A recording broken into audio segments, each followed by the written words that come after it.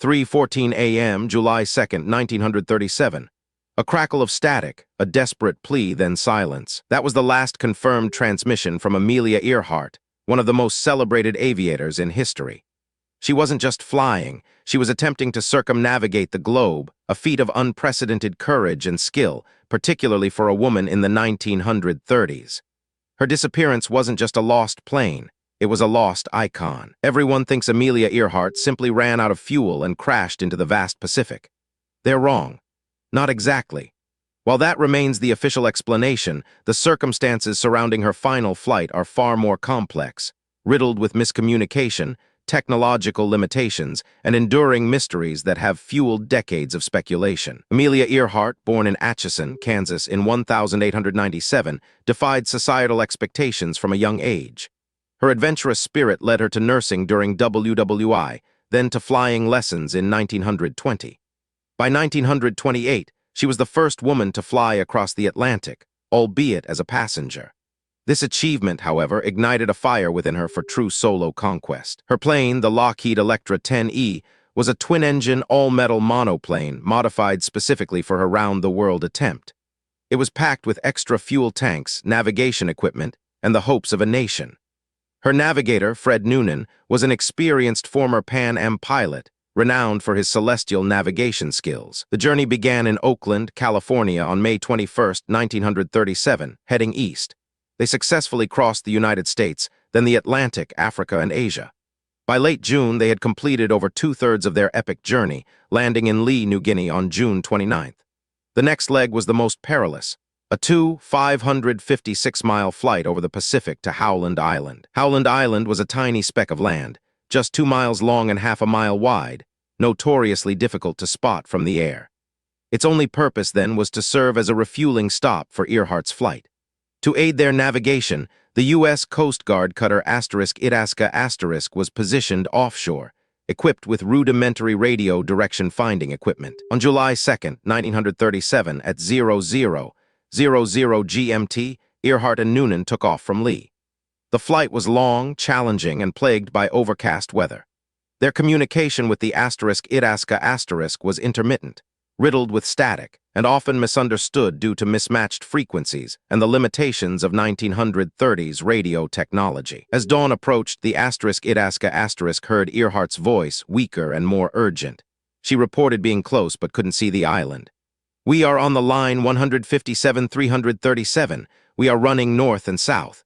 This was a critical transmission, suggesting they were parallel to Howland but not directly over it. The *Itasca* tried desperately to send a homing signal, but Earhart's receiver was likely on a different frequency.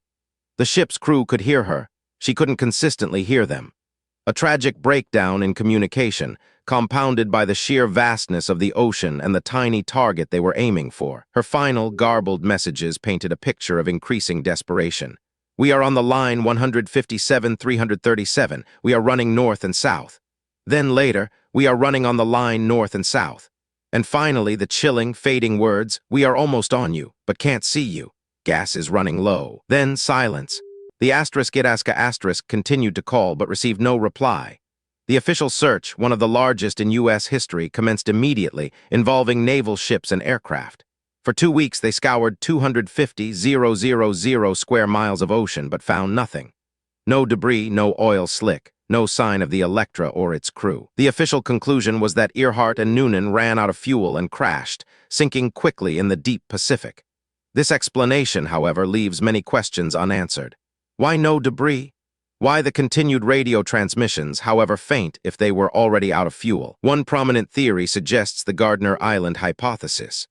Proponents believe Earhart and Noonan, unable to find Howland, flew southwest towards the Phoenix Islands, eventually landing on Gardner Island, now Nicumaroro, a remote, uninhabited coral atoll, some 350 miles southeast of Howland. The International Group for Historic Aircraft Recovery, or TIGHAR, has championed this theory for decades.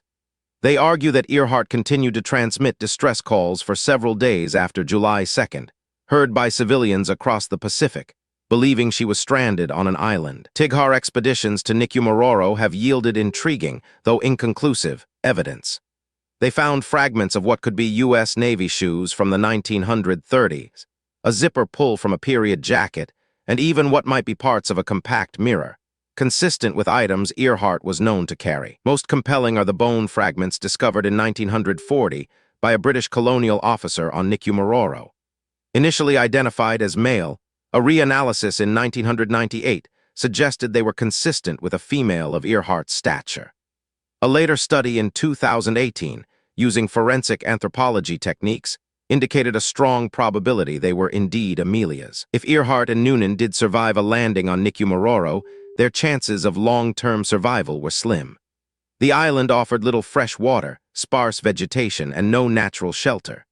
The distress calls would have eventually ceased as their battery power dwindled, or as they succumbed to thirst, starvation, or injury. Another, more sensational theory, the Japanese capture theory, suggests Earhart and Noonan were captured by the Japanese military.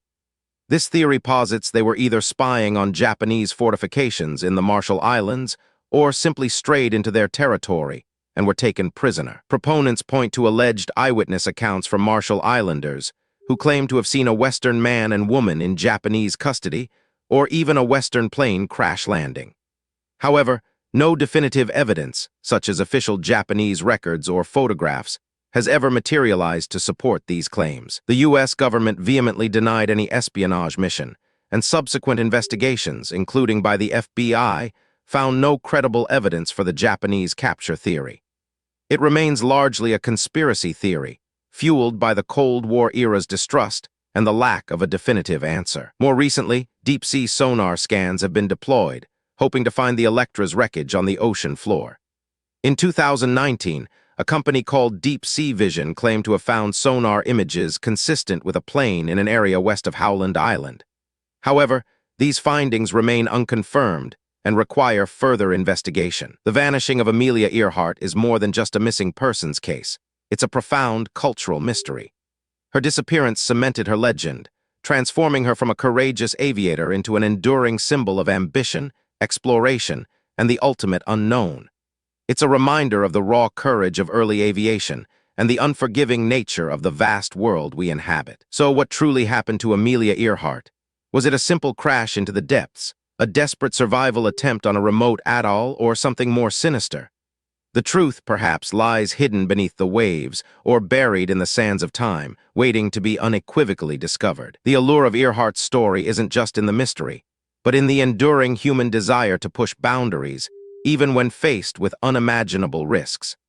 Her legacy continues to inspire, her final flight a poignant testament to the spirit of adventure that still drives us to explore the uncharted. What other legendary disappearances haunt your imagination?